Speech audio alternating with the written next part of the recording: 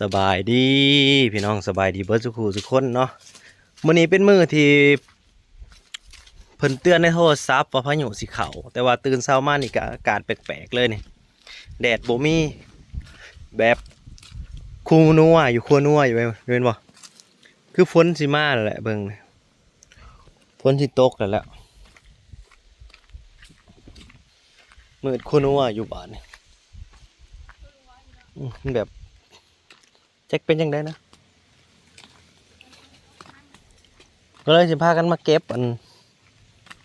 หัวหอมเนาะส่วนข้าวโพดเนี่ยยังบ่ทันเก็บเด้อจากได้ก็ขอบคุณเบิดทุกคนที่อุดหนุนกันเข้ามาแต่ว่าเฮายังบ่ทันเก็บเดี๋ยวมื้ออื่นเฮาจะเคลียร์เลยมันสิได้หลายหันใดหั่นนะก็ขอบคุณผู้ใหญ่ใจดีเบิดทุกคนเนาะที่คอยอุดหนุนแล้วก็คุณยายของธันวาหน่อยน้ำอุดหนุนเข้ามาขอบคุณหลายๆเด้อก็ขอเคลียร์หัวพักซะก่อนเพราะว่าย่านฝนมาห้ำแล้วมันสิเน่าเด้พี่น้องก็ส่วนข้าวโพดก็ถือว่ามันพร้อมเก็บเบิดแล้วล่ะมักถั่วก็เด้อเก็บมักถั่วน้ำไปไว้เพื่อผู้ใดที่อยากอุดหนุนก็อุดหนุนได้มักถั่วอยากให้ผู้ใดเนาะเฮาก็มีแต่ว่าสำหรับเฮากินก็กินพอปานนั้นแหละเฮาก็ตำน้ำเถื่อ2 เถื่อก็บ่เบิดแล้วผู้ใดว่าอยากอุดหนุนมักถั่วก็พอได้กินอยู่พี่น้องดกอะลีได้เบิ่งอะไรปลูกนะพอมักถั่วนี่มันออกลูกดีได้มันออกผลดีได้เห็นบ่นะงามจ้วยมักถั่วเฮาปลอดสารพิษเด้อพี่น้องปลอดสารพิษปลอดสารพิษมะเขือเฮาก็ลายพี่น้องมะเขือก็แต่ว่าลายที่สุดก็คือมันเดี๋ยวนี้นะมันนี่ยังให้จักน้อยจังเคลียร์กันใหม่มันนี่เพราะว่ากินลายแล้วเพิ่นก็สิอันนั้นแน่ กินแต่มันลายเพิ่นพักผ่อนซะก่อนก็ขอเคี่ยวมากระโพดให้มันแล้วซะก่อนเนาะกระโพดอย่ามันแก่แล้วอย่ามันบ่แซ่บนะพี่น้องนี่กระโพดเท่าหน่อยน้อยหน่อยใหญ่มีในเบิดพี่น้องหับประกันความมีในแล้วก็แซ่บพร้อมกระโพดเป็นกระโพดข้าวเหนียวผสมกระโพดเหลืองพี่น้องแบบว่ากินหมากหนึ่งแล้วก็ได้กิน2 รสชาติไปเลยรสชาติผสมเฮาตั้งใจว่าสิปลูกให้มันเป็น3แนวไปเลยนะแต่ว่ามันบ่ออกแนวสีม่วงน่ะมันบ่ยิงกันบ่ออกตัวสีอันนั้นนะเขากำเก็บทั่วไปน้องเว้ยขึ้นฟ้าคุ้มฝนสิตกแหละเตือนมาแล้วฝนสิตกพอนะกะคันบ่ตกมื้อนี้กับมื้ออื่นนะเบิ่งนะจังว่าสิตกใช้งานบวงสรวงมาจากนั้นเลยได้อีหยังบาดในทีมงาน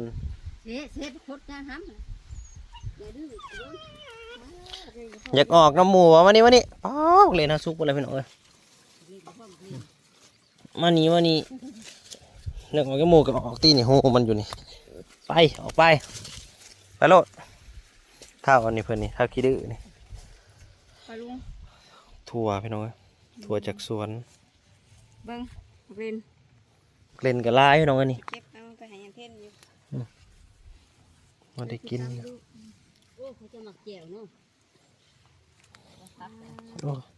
เพราะแต่ลูก8 มานะฮะยังไม่ทันได้ไปเบิ่งเลยจักเสียไม่ทันไปหาเลยแต่ว่าก็มีผู้ใหญ่จะได้ซื้อมากระโพดหายกับมันเฮาบ่ทันส่งให้ก็ขอโทษนั่นไม่ลายเนาะเดี๋ยวเขาจะเคลียร์ให้ครับมื้อนี้ขอเก็บหัวพักก่อนเพิ่นว่าให้เก็บตอนมื้อก็บ่ฮู้มื้อว่าสิมื้อใดก็ได้สิถามมึงก่อนว่าคันเพิ่นนานมื้อเฮาก็จะให้ส่งให้เลยเพราะว่าถ้าเพิ่นมื้อมันก็มักกระโพดเฮาจะแก่เบิดแล้วมันจะบ่ทันหัวพักพี่น้องเอ้ยถือว่าผลผลิตของเฮาปีนี้ก็โอเคอยู่พอได้กินแล้วก็พอได้เอาไว้ปลูกปีหน้านะนี่แหละพี่น้องเอ้ยคันเฮาดุเนี่ยมันก็พอได้กินบ่ว่าปลูกหยังมันก็ได้กินเบิดหั่นล่ะเขาแต่ดุปลูกมีน้ำให้ปลูกมีเพราะว่า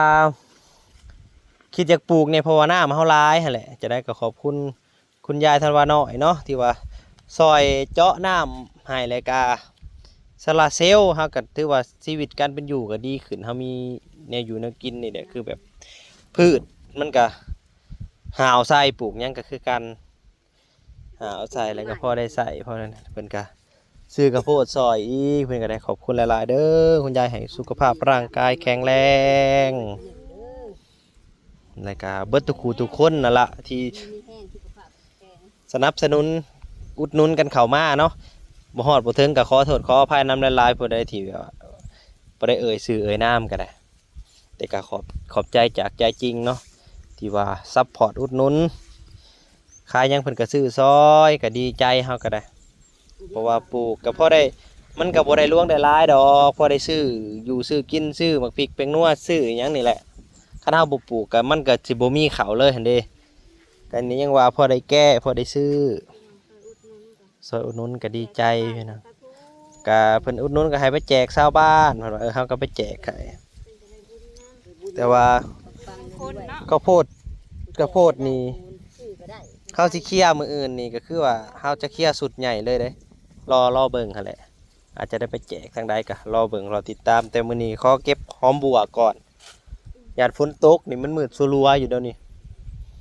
ฝนมาก็ยังว่าบ่หนักใจปานใดเย็นยานหอมบัวเฮานี่ครับปลูกก็มันเป็นหัวแล้วมันงามนะพี่น้องเอ้ยมันงามนะเห็นบ่นี่ ตอนนั้นบ่ทันเป็นหัวขักเลยบ่เอายังหัวน้อย ตอนนั้นยังหัวน้อยก็เลยบ่ทันเอาแต่ว่ามามื้อนี้ก็น้อยหรือใหญ่ก็เก็บแล้วเพราะว่าฝนมันสิมาแล้วเด้พี่น้องก็ถือว่า ทั้งหมดเลย ก็สิเก็บเมื่อฝากทางบ้านใหม่น้ำแน่พอมื้ออื่นบางทีได้เมื่อบ้านใหม่มันเป็นจุกมาให้ลาโลบ่ได้ใส่แจวผักก็อยู่พุ่นก็บ่ค่อยงามปานใดปันกันกินสิเป็นมะกะโพดนำมันยังแหน่สิเมื่อเป็นมันฝากทางนั้นแหน่โดนๆเมื่อเทื่อทางนั้นก็ได้มันก็บ่ค่อยได้เมื่อปานใดพี่น้องเอ้ย ไก่เลยบ่ มันก็ใกล้กันแน่อยู่แต่ว่าที่จริงมันใกล้อยู่แต่ว่าทางมันโค้งเด้พี่น้อง โอ้ยกูทางสิ ทางอ้อมแต่ว่าค่าทางซื้อแบบว่าตรงใส่นาดูเลยนี่ขี่รถบ่ฮอด15นาทีซ้ำฮอดแล้ว ไปเตือนยังน้อยไปทางหลัดบ่คือบ่ได้ไกลได้ไปใช้หน้าน้องไผ่เลย บ่ไกลบ่ไกล บ้านนี่สิมื้อ คันบุญฮอดยอดถึงก็สิพาไปเบิ่งงานบวงสรวงมื้ออื่นพุ่นแหละพี่น้องบวงสรวงอยู่บ้านนาคูแหละคุมสมบัติที่เฮาเคยไป ตัวมันบักใหญ่เนี่ยตัวมันน่ะเป็นนะ เป็นมันแถวนี้มันเป็นบ่ล่ะ ยังจะว่ามากัดมัน หนูขวดกิน ป้านัวหมูขดหนูพี่ว่าเอ้ย บ้ายังมันก็ฮู้จักเนาะบ่ได้มีมันก็ขวดกินแล้ว หนูก็หาอยู่หากิน มีฮอดหมดแดงมาลงอยู่แถวนี้น่ะปลูกผักบัวตะวีก็งามอยู่พี่น้องพ่อบ่เครือมันลงมาผักบัวจักอยู่ไสแถบบ่เห็น ง่ายไปปลูกใหม่เลย มันก็คือว่าวแหล้วพี่น้องมันตัวนี้เฮาบ่ได้ปลูกได้แค่ว่าเครือมันเลื้อแล้วมันก็ถึกน้ำแล้วมันก็ลามเลย คือปลากระโพดแล้วมีแต่เครือมันนี่มันนี่เฮาจะได้ขุดอยู่ตลอดพี่น้องผู้ได้อุดจากอุดหนุนกะ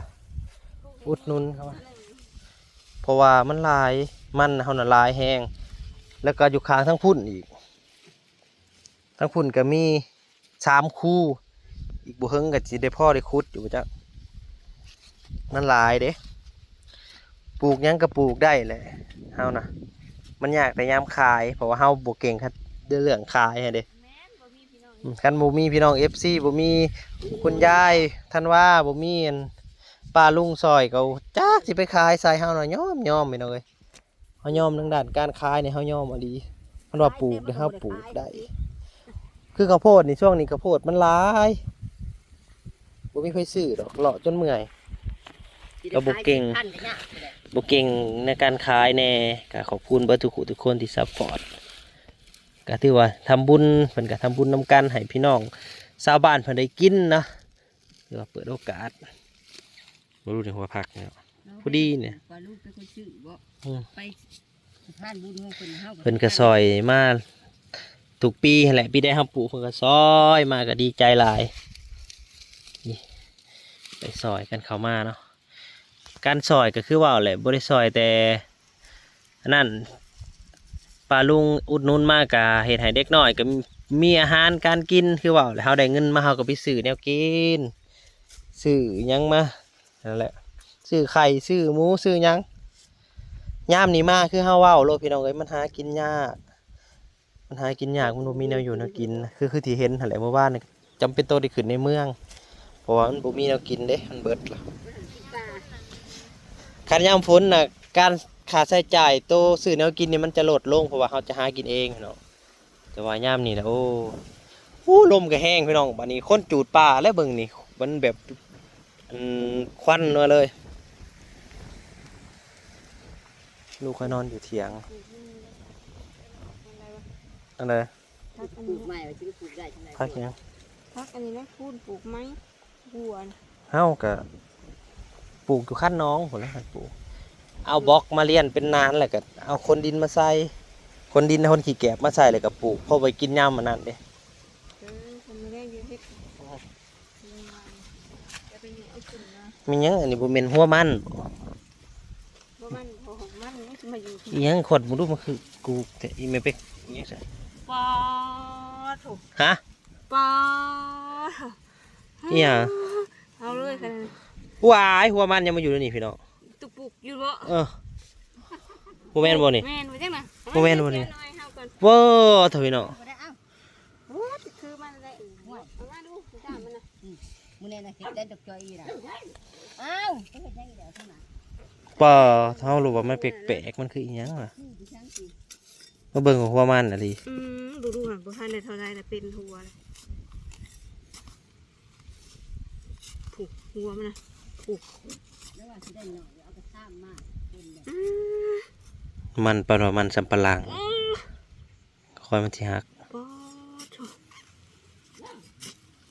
นี่เฮ็ดยังไงมาน่ะ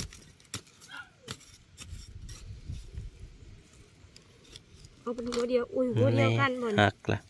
หัวเดียวนี่ป้าเถอะพี่น้อง 2กิโลบ่จ๊ะ มันโพดมันโพลีนี่ซับรถ มันเป็นมันสิว่าสิจังสิอุ่นนั่นแหละ ปอเถอะลงเท่านี้อีกมันซ่อนมาตามน่ะเลยแล้วนี่นะอือ พี่ปอมันหักเลยอยู่พี่ โคลงไปอีก ปอถูกมันนะปอปอ จบหมดแล้ว พี่น้อง มันอีหยังอันนี้ ตัวเดียว ผูกหัวเดียวได้นี่นะ มือดูตัวนี้นะมันแม่นหยัง จะเบิ่งผูก ป้าขึ้นมาอีกแล้วอ๋อมันดินผุยๆดีบ่นี่เพราะว่าเฮาใส่ขี้แกบแล้วมัน เอาน้ำมาใส่อีกค่ะเนาะ พืชอัน กลัวยังกลัวมันกลัวเลยเดี๋ยวมันลามมาอีกสัก เดี๋ยวอันเฮาสิปลูกผักบัวนั้นไว้กินเฮาสิไปขอขี้แกบแล้วเขาจักสอบเพราะว่าพอได้มาใช้ เบิ่งเด้อพี่น้องเบิ่งดูมันสิมีอีหยังบ่ ยาโชคเหรอให้เขาแน่ บ่มีเลย บ่มี อุ้ย มีบ่ อันนี้อันนี้ มีอะไร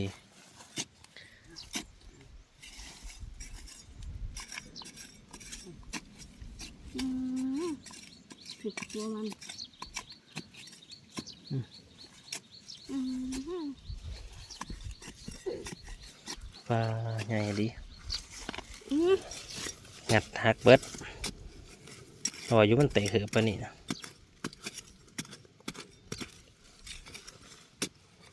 มันเหวไอ้มันพูดมันโพแทนเรียกว่าเตะเหือบบ่รู้จะแทนขันน้ำนะคุดบอกเอาไปบ่ไหว้ผลเลยพี่น้องมันแถวนี่นะมันหลาย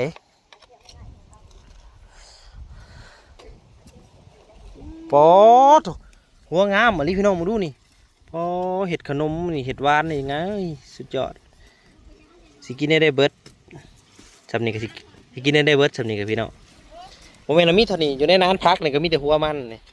แล้วก็คู่ที่เขาปลูกไว้นี่ก็พอดพระท่านได้เห็นคูดเบิดซับ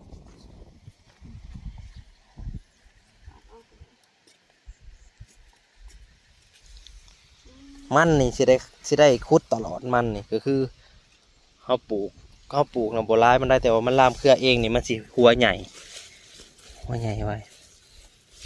มันแบบนี้นี่อันนี้หัวบางใหญ่เนี่ยมึงดูนี่มันเกิดนี่บางใหญ่นะดูขอบคุณที่เขามาหับส้มไปน้องไอ้พอกันใหม่เด้อขอบคุณบรรจุทุกคนนะเก็บหอมมือนี่ก็ได้เป็นกระซามมันกับหัวเดียวเป็นศอก จะมาตัวนี้กิน ผูทั้งนั้น ก็ต้องบัว เดี๋ยวไปดูมันเอาบ่ได้อะไรมือนี่คือลมแห้งเป็นพิเศษใช่เนาะ คูนๆเลย แม่นว่าอย่างนี้ถึงหัวมันถึงหัวผักอยู่น้ำกันนี่นะ เขาว่าแม่เลย ลูกคนมันหัวผักนะ อืม หัวผัก บ่เบิดเลยเรื่อยๆมันยัง มึงดูหน่อยเอาไปโอ้ถูกงามบ่พี่น้องหัวผักนะ ทีมท่านตื่นมานี่เขาก็เลยบอกเอา ตึงแล้วบ่นะ ตักตื่นแล้วที่มันแตกคืออะไรวะนี่แล้วแต่คนห้ามจะเข้ามาเอานะ พามาเอาผลผลิตที่ว่าตอนปลูกตะวิดว่าสิบ่ได้กินมันได้กิน พอแล้วเนาะ ได้กินอยู่แล้วระดับอันคนแกบใส่ปานนี้นะมันโน่นอย่างนี้เขาว่าโน่นหัวมันแท้ๆเนี่ยโอ้เต้าโน่นใหญ่เลยตรงนี้นะแม่นเลยเนาะโน่นหัวมันน่ะ มันกินคนเดียวแต่กินเวทใหญ่เนาะ พอกันใหม่เด้อพี่น้องสบายดี